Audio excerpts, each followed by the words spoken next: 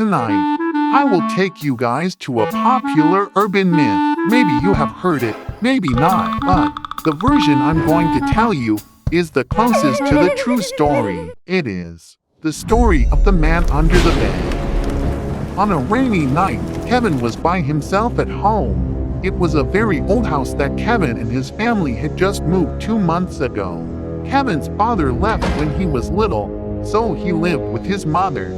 And that day, Kevin's mother had to work late at night. The rain was getting heavier. Kevin was watching TV in the living room when suddenly he heard footsteps in the hallway. Huh? Kevin was happy because he thought it was his mother's footsteps. Kevin rushed out and found out the hallway was empty. There was nothing there. Kevin was disappointed. Suddenly, he shivered. That dark space as if there was someone inside. Kevin was scared and ran back to his room, hiding himself in his blanket. Kevin heard the footsteps again. Kevin looked out the door and the light suddenly went out. He was even more frightened. He quickly took out the flashlight and awkwardly dropped it on the floor.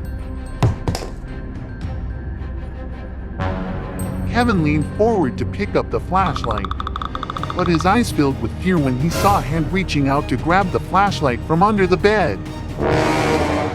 Kevin quickly retreated to the head of the bed, his eyes filled with tears. The boy sat and prayed tremblingly, his eyes open to see if the hand had disappeared. From behind, between the wall and the bed, a dark shadow emerged. The shadow smiled horribly, and boom! When the mother came home, she couldn't find Kevin anywhere, and since then, no one has ever seen Kevin again. The story Dr. Red just told is so scary. Yeah, that's right. It's so scary. You guys are really cowardly, even with a story like that, and you're scared, right, cameraman?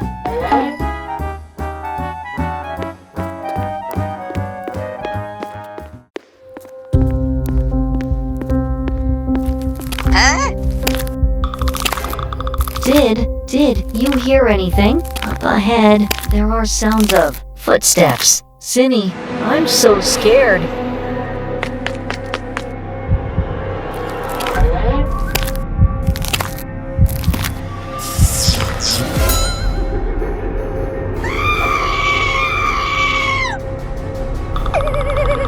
What's wrong, Napu? Why are you screaming so loudly all of a sudden? It freaked me out.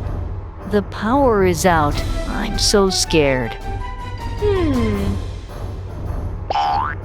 Hey, take this!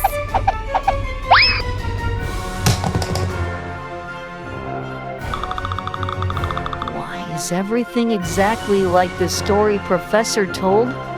What was the story? Earlier, I was so sleepy after eating, so I crashed out and didn't hear the rest of the story. In the story, the main character also dropped the flashlight and an evil hand reached out to grab it. It's just a story.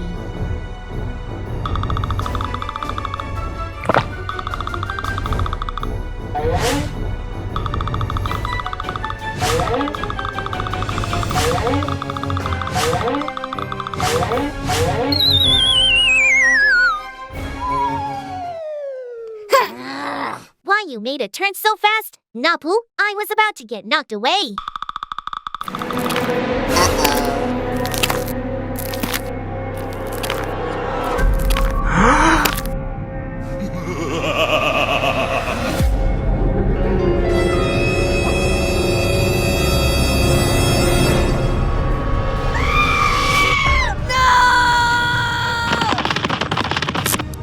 Get him! It's the monster in Professor's story.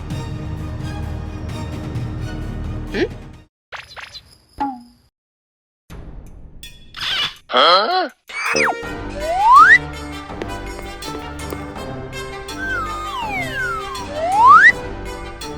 Slenderman discovered that he suffers from sleepwalking recently, so he sometimes walks around the base. Don't tell me you were so scared after hearing the story that you mistook Slenderman for the monster in the story. I told you, Napu. Huh?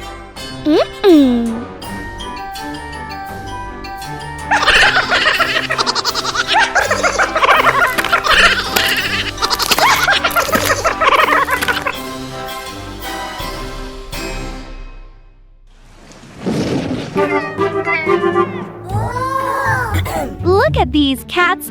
All of them are so cute. Even the mother too. Such a loving family. Yeah. Family is always a loving place to everyone. Nice. I bet all families are perfect like that. Yeah, perfect. Just like the alphabet, but without me. Family is the best place to go to anyway. TV Man just ran out crying. Did anyone do anything to him? No. Let me go figure that out.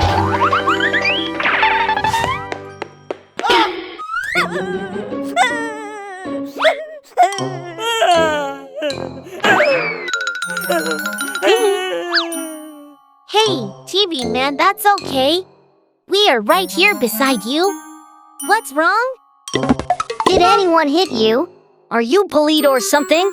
Just speak. We gonna tell Mr. Red.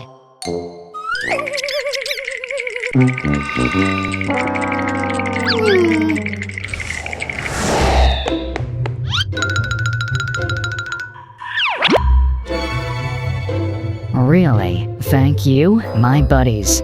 You wanna share something? You know, too. To be really, a little bit. You can tell us everything.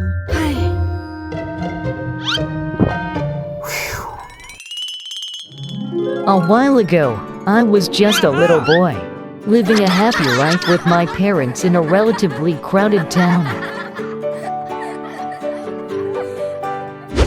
On my 10th birthday, I was given a brand new TV which I loved.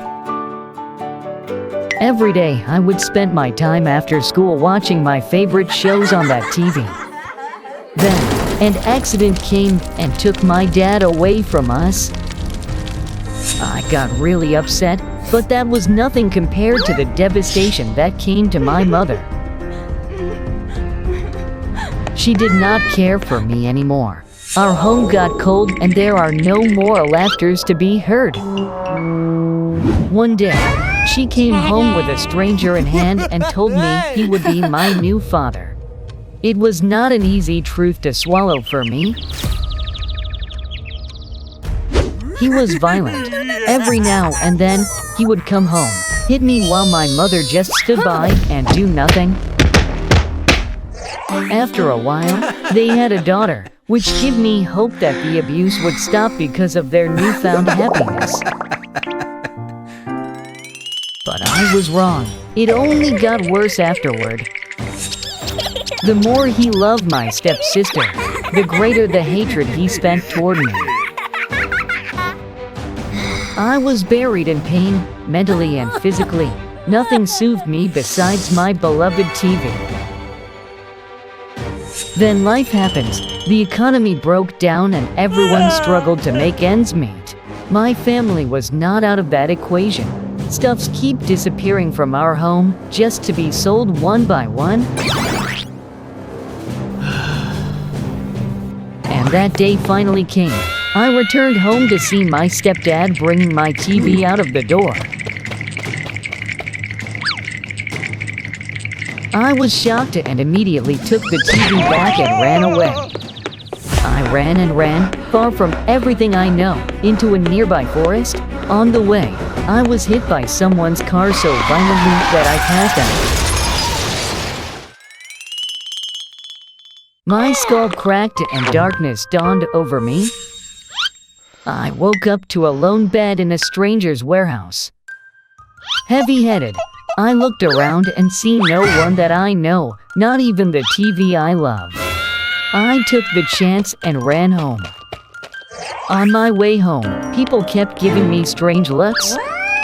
Some even got scared and ran away from me. I had no idea why. When I came home, I saw my mother with my stepsister in hand.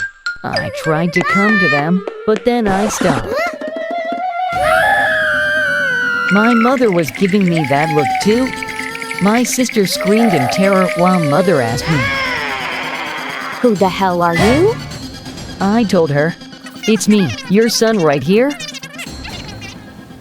She picked up the phone. and prepared to call the police while her husband approached me with a baseball bat in hand, telling me to get out immediately. Then, at that moment, I saw myself in the wall mirror. I was no longer me, but a man with a TV for a head. I tried to touch my own head and feel my beloved TV right there, where my head should be. I was terrified, my world spinning around and around to the scream of my sister and my stepdad. I ran out of the house. Everything got into a blur. I couldn't see anything anymore. I was in the middle of the road when I got hit again by that same car. My eyes darkened. I woke up in this school's infirmary. Dr. Red saved my life, and I lost my family. No, you did not. We are your family, and this center is our home.